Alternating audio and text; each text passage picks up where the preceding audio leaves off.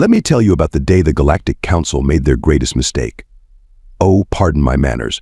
I am Ambassador Talon K. Vex of the Centauri Alliance, and I had a front row seat to what would become the most entertaining political blunder in the history of spacefaring civilizations.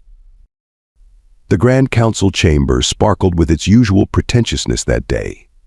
Hovering platforms arranged in concentric circles held representatives from 200 species, all draped in their finest ceremonial robes. The human delegation stood at the center platform, looking remarkably composed for a species about to be rejected by the galaxy's most prestigious governing body. High Counselor Zara M. Teth, with her characteristic 7-foot-tall frame and shimming scales, rose from her seat. Her voice boomed through the chamber. The Council has reached its decision regarding Earth's petition for membership. I noticed Trade Minister Benjamin Hawks of Earth maintaining perfect posture, though his knuckles whitened as he gripped the podium. Next to him, Captain Lyra Novak's face remained perfectly neutral, but her green eyes burned with an intensity that made several council members shift uncomfortably in their seats. "The petition is denied," M. Teth announced, her secondary breathing gills fluttering with poorly concealed satisfaction. "Earth's technological advancement rate is deemed too aggressive. Your species' propensity for rapid military expansion poses an unacceptable risk to galactic stability." The chamber erupted in murmurs of agreement, though I noticed several ambassadors looking distinctly uncomfortable. The Arcturus representative beside me whispered, "Well, that's rich coming from the species that invented planet-cracking mining operations." Minister Hawks cleared his throat, silencing the chamber. "Distinguished members of the Council, while we respect your decision, we feel obligated to point out the short-sightedness of your judgment." M. Teth's scales rippled in annoyance. "Are you questioning the wisdom of this Council, Minister Hawks?" "Not at all," High Counselor Hawks smiled, and I swear the temperature in the room dropped several degrees. "I am merely suggesting that in your eagerness to contain humanity, you may have overlooked a fundamental truth about our species." Captain Novak stepped forward, her voice carrying clearly across the chamber. "We didn't come here seeking permission to advance. We came extending an offer of partnership." Several council members laughed, but I noticed M. Teth's secondary gills had stopped fluttering. The human delegation began making their way toward the exit, but Hawks paused at the chamber doors. "A word of advice, esteemed council," he said, his tone dripping with political sweetness.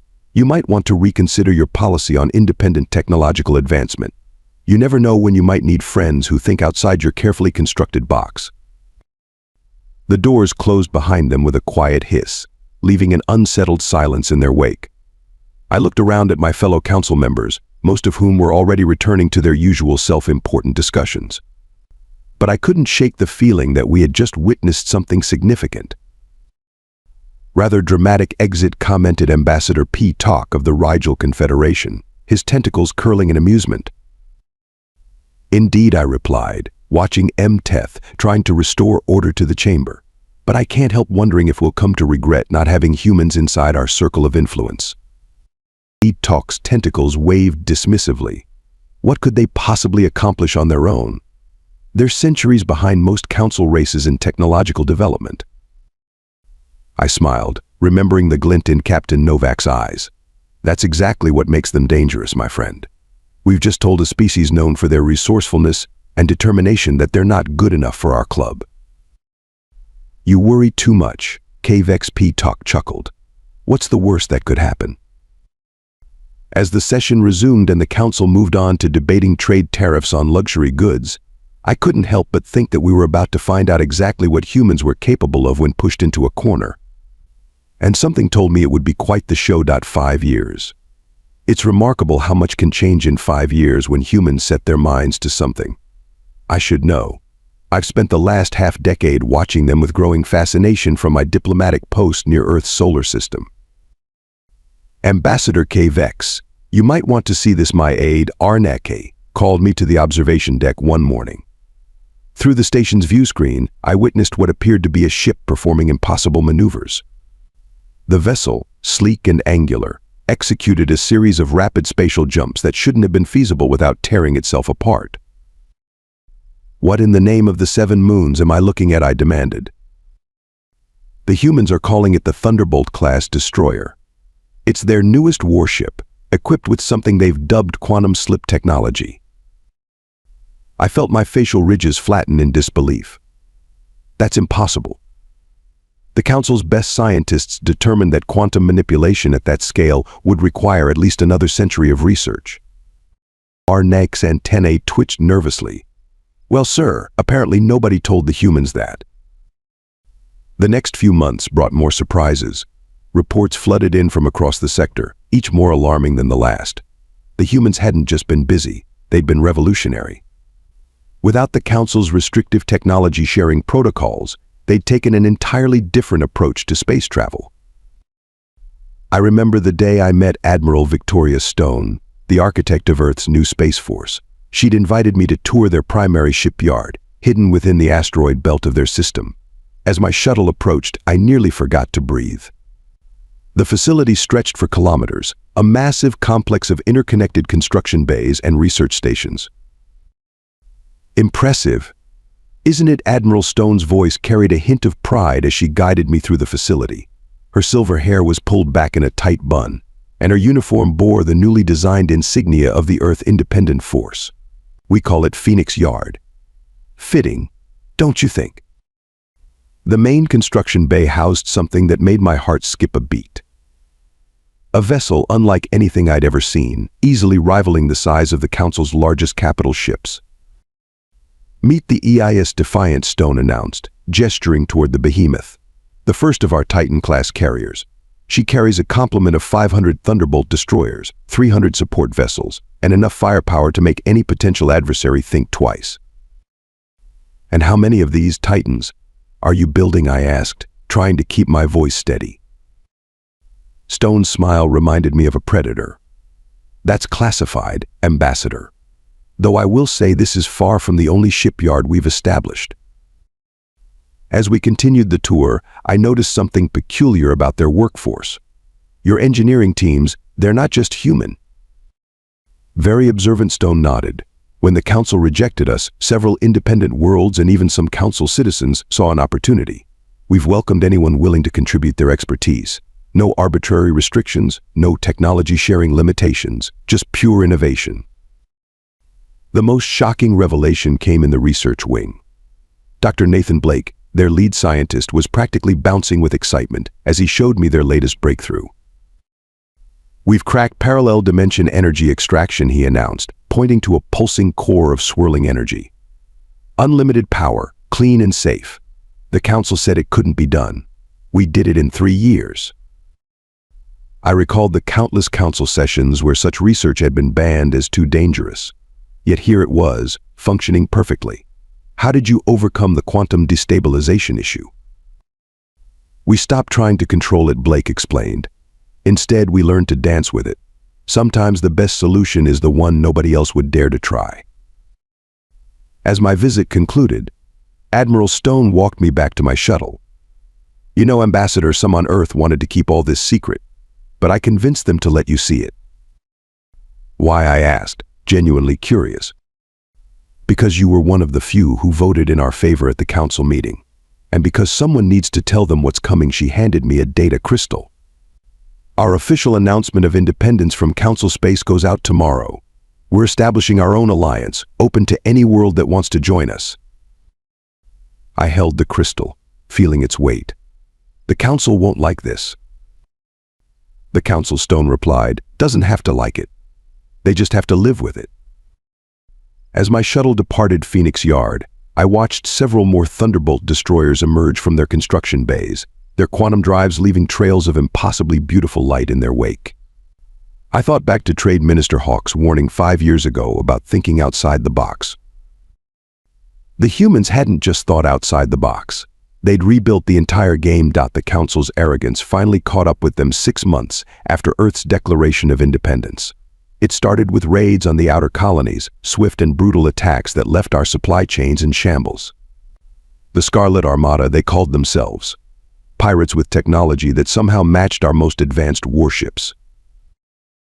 I sat through emergency session after emergency session, watching the mighty Galactic Council reduced to squabbling children. High Counselor M. Teth's scales had lost their luster, her composure cracking as another distress call echoed through the chamber. The Proxima Trading Hub has fallen, the automated message announced, requesting immediate assistance. That's the third major port this week. Ambassador Peacock's tentacles writhed in distress. How are they bypassing our defense grids? The answer came from an unexpected source. Commander Amanda Blackwood, now serving as Earth's unofficial observer to the Council, stood at the back of the chamber. Her presence was technically against protocol, but no one had the courage to remove her. "They're using quantum slip signatures to mask their approach," she said, her voice cutting through the chaos. All eyes turned to her. "The same technology you mocked us for pursuing 5 years ago." Teth's gills fluttered in agitation. "You dare suggest these pirates obtained their technology from Earth?"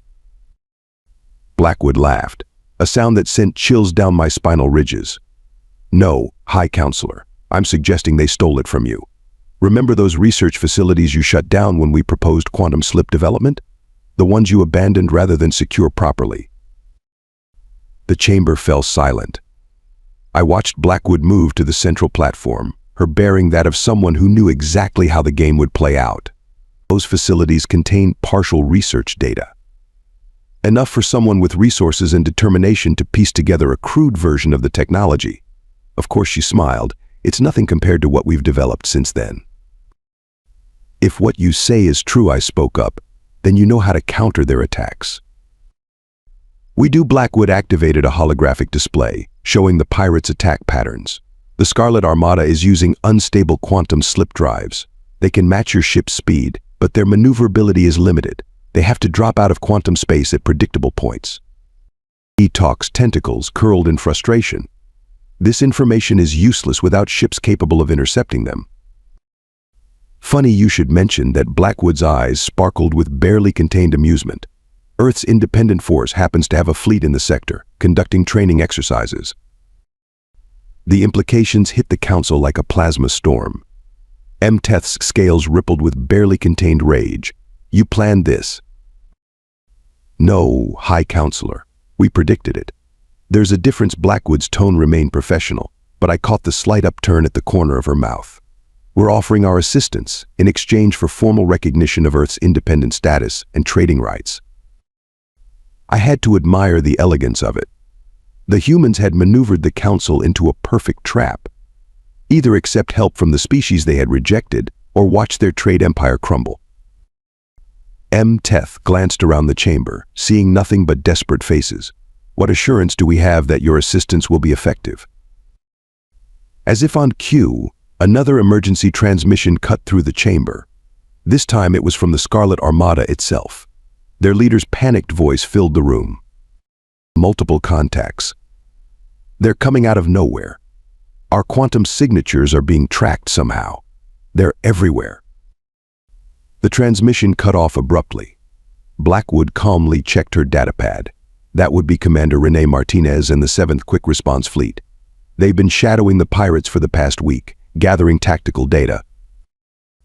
I couldn't help but laugh, earning shocked looks from my fellow Council members. "You already engaged them, didn't you? This entire presentation was just a courtesy." Ambassador HFY Blackwood nodded in acknowledgement. "As sharp as ever. Yes, Earth's fleet began operations against the Scarlet Armada 12 hours ago. We've already liberated 2 of your trading hubs and captured 3 of their capital ships." The Council erupted in a mixture of outrage and relief. Through it all, Blackwood stood calmly, holding a data crystal similar to the one Admiral Stone had given me months ago.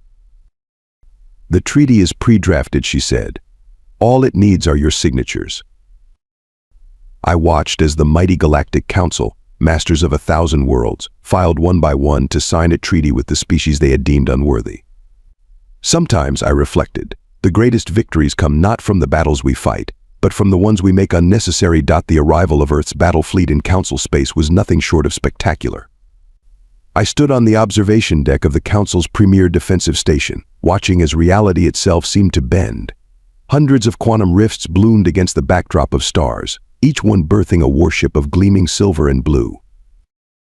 "By the cosmic winds," Peacock whispered beside me, all 6 tentacles frozen in shock. "How many ships are there?" Before I could answer, a new quantum rift dwarfed all others. From it emerged the EIS Defiant, the Titan-class carrier I'd seen under construction months ago. Its massive form cast a shadow across the station, while squadrons of Thunderbolt destroyers took up escort positions with precision that made our best fleet maneuvers look amateurish. Admiral James Sterling's hologram materialized in the station's command center. His weathered face and steady gaze commanded attention without effort. Council Station, this is Admiral Sterling of the Earth Independent Force. We're here to assist with your pirate problem. Counselor M. Teth attempted to maintain her dignity. Admiral, while we appreciate the assistance offered by Commander Blackwood, this show of force seems excessive. Sterling's laugh was warm but carried an edge of steel. With respect, Counselor, you haven't seen the half of it yet. The Scarlet Armada has gathered their entire fleet for a push toward your core worlds. Our intelligence suggests they have over 2,000 vessels. Impossible. M. Teth's scales flared in alarm. Our reports indicated no more than 300 ships. Your reports, Sterling replied, were based on conventional scanning methods. We've been tracking their quantum wake signatures. Speaking of which, he checked something off screen. Their main fleet will arrive in 3, 2, 1. Right on cue, space erupted with the arrival of the Scarlet Armada. Their ships, dark and bristling with weapons, emerged from quantum space in attack formation. Under normal circumstances, it would have been terrifying. But something was off about their approach. Admiral, I noted, they're maintaining their quantum slip signatures far longer than should be possible. Sterling's grin widened. Very observant, Ambassador K. Vex. You're about to witness why we insisted on taking tactical control of this operation. Lieutenant Parker, if you would. A series of quantum pulses emanated from the Earth fleet. The effect on the pirate armada was immediate and devastating. Ships began spinning out of control, their quantum drives screaming in protest.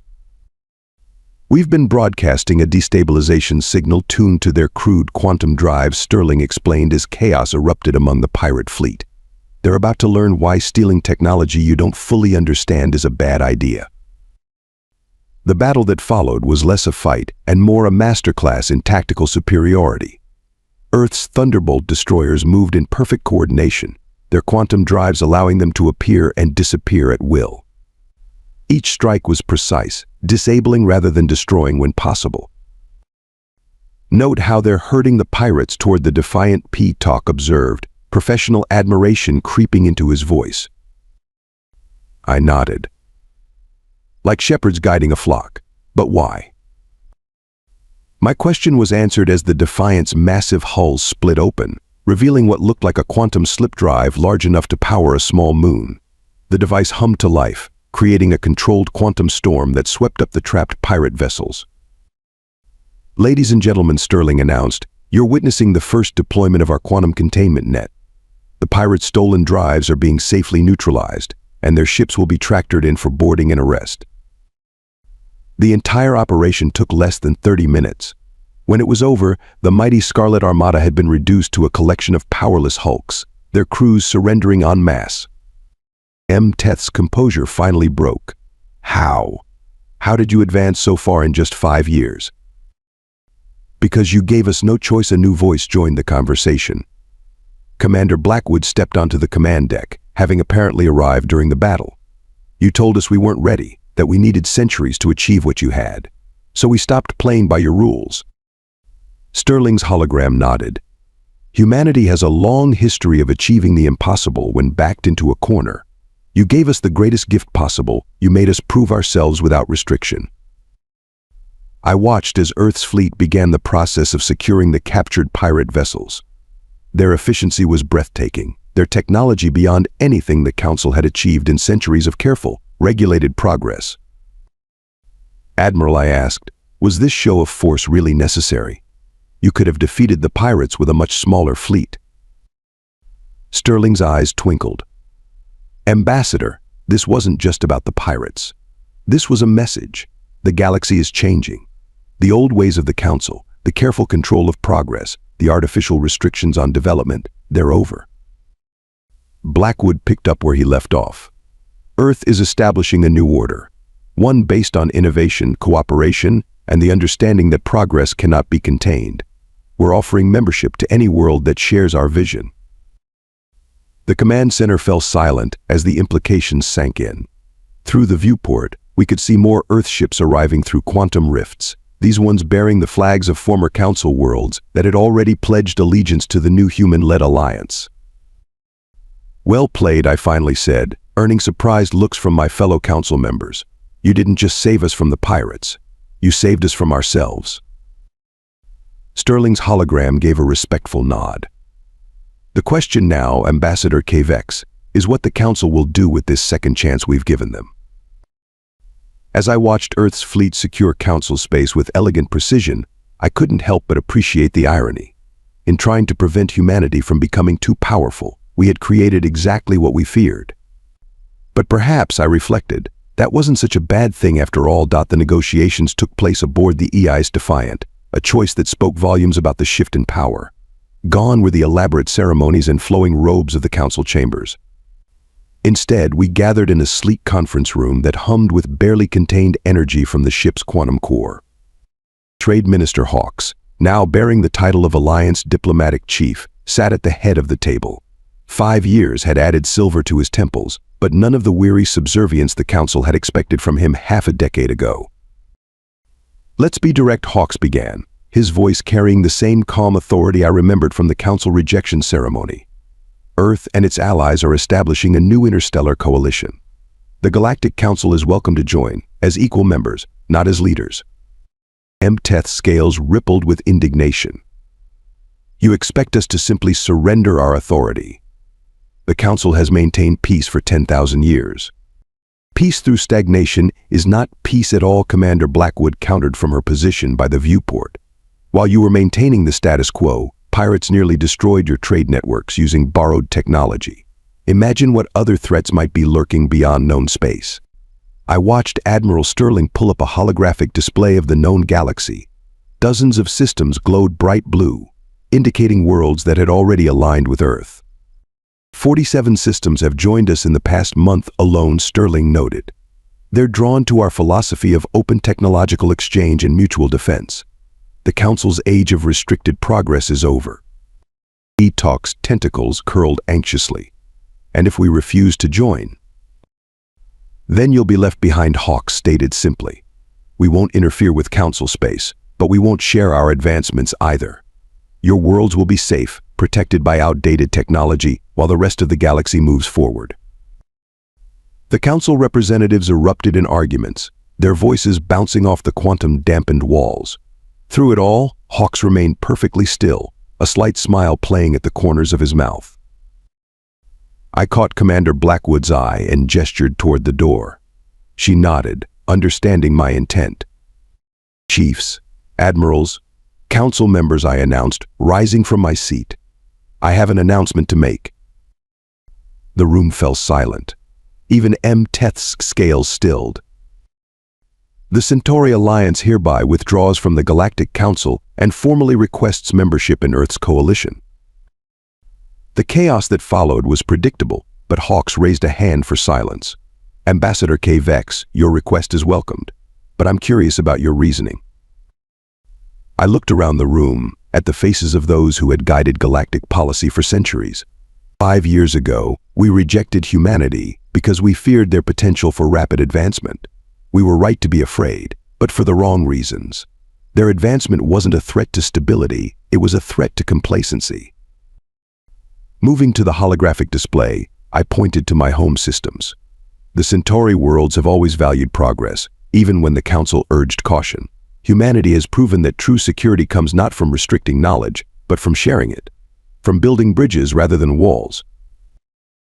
Mteth stood, her impressive height diminished somehow by recent events. "You would abandon 10,000 years of tradition." "No, High Counselor. I would honor our oldest tradition, the one we seem to have forgotten. The tradition of daring to reach for the stars, of pushing boundaries, of believing that tomorrow could be better than today." Hawks nodded approvingly. "The Alliance welcomes the Centauri worlds, Ambassador KVEX. Or should I say Alliance Representative KVEX." One by one, other Council members began to shift uncomfortably in their seats. The representative from the Rigel systems was the first to stand. Then the Arcturus delegation. Within minutes, half the council had declared their intention to join the alliance. Teth watched her power base crumble with remarkable dignity. Finally, she too rose from her chair. It seems, she said, her voice carrying a note of resignation, that the council must adapt or fade into history. Earth's alliance has proven itself not just militarily superior, but philosophically sound. We request admission, not as leaders, but as partners in progress. Hawks extended his hand, a human gesture of agreement that had become widespread among alliance worlds. Welcome to the future, High Counselor, all of you. Together we'll build something far greater than any single species could achieve alone. As the formal agreements were drawn up, I moved to stand beside Commander Blackwood at the viewport. Beyond the quantum-hardened windows, Earth's fleet hung in formation, a testament to what humanity had achieved when pushed to excel. You know, I mused, some might say this was your plan all along. Blackwood smiled, neither confirming nor denying. The best plans, Ambassador, are the ones that succeed even when they fail. We didn't come here to conquer the galaxy. We came to wake it up. 10 years have passed since the day humanity redrew the maps of power in our galaxy. I stand now in the observation dome of Unity Station, the massive space facility that serves as the headquarters of the Alliance. Below me, Earth shines like a blue jewel, surrounded by a constant stream of ships from hundreds of worlds. Today marks my final day as senior representative of Alliance Diplomatic Affairs. Retirement calls, though humans tell me I'm still young for a Centaurian. Perhaps they're right, but a century of service feels like enough. The Alliance has surpassed even our most optimistic projections. What began as Earth's response to rejection has grown into the most dynamic civilization our galaxy has ever known. The quantum slip drives that once seemed so revolutionary are now considered basic technology. Our newest ships can fold space in ways that would have seemed like fantasy a decade ago. Admiring the view one last time, I turned to find Admiral Victoria Stone beside me, her hair now completely silver but her bearing as commanding as ever. She's aged well, as have all the humans who helped forge this new era. Remembering, actually I reply, watching a group of student ships practicing quantum maneuvers. Did you know the Academy now has representatives from over 500 worlds? Stone nods, pride evident in her expression, including several from beyond the former council space. It turns out there were quite a few civilizations avoiding contact with us because of the council's restrictive policies.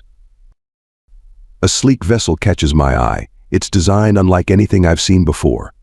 New prototype. Joint project between Earth, Centauri, and Arcturus engineers.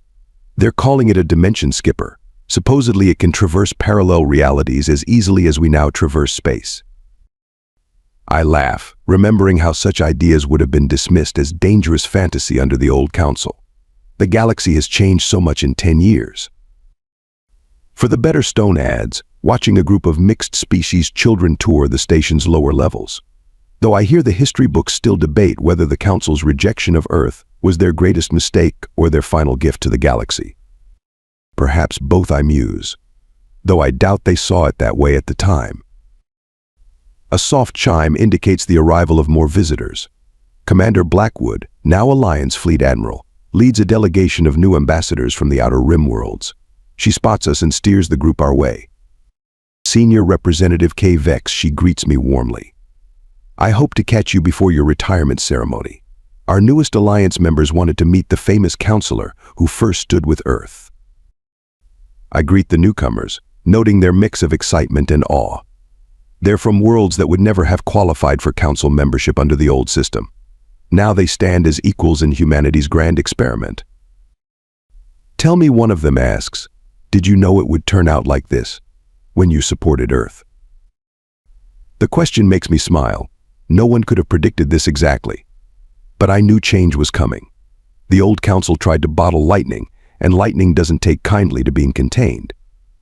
Stone excuses herself to attend to fleet matters, leaving me with the new ambassadors. Below us, the quantum shipyards that ring Earth's orbit pulse with activity. New vessels rise daily, each one pushing the boundaries of what we once thought possible. You know what I find most ironic, I tell my audience? The Council rejected Earth because they feared humans would advance too quickly, would upset the balance of power. In trying to prevent that future, they guaranteed it. Alert sounds, drawing our attention to the main viewing screen. The Dimension Skipper prototype initiates its first test jump, reality rippling around it like water. Success or failure, the very attempt represents everything the Alliance stands for, the courage to reach beyond known limits. The greatest power in the galaxy began as outcasts, I continue. But they didn't seek revenge. Instead, they built something greater than the Council ever imagined. They turned exclusion into inclusion, fear into hope, and restriction into innovation. The prototype ship returns triumphantly, its crew already transmitting data that will push our understanding of reality even further. Another breakthrough, another step forward for all species. My retirement speech tomorrow will be brief, I tell my companions, because the true story of our success can be summed up in one simple truth. The Council sought to preserve power by holding it tight, while humanity achieved greatness by giving it away freely. As if to punctuate my words, a massive quantum rift opens in high orbit. The EI's Defiant emerges, still magnificent after all these years, now bearing the flags of 100 allied worlds alongside Earth's own. She's a reminder of how far we've come, and a promise of how far we'll go. Looking at Earth below, at the bustling station around us, at ships carrying beings from across the galaxy, I can't help but feel grateful for the Council's short-sightedness. Sometimes the greatest victories come not from being accepted, but from being freed to forge your own path. The outcasts became kings not by conquering the galaxy, but by teaching it to dream again.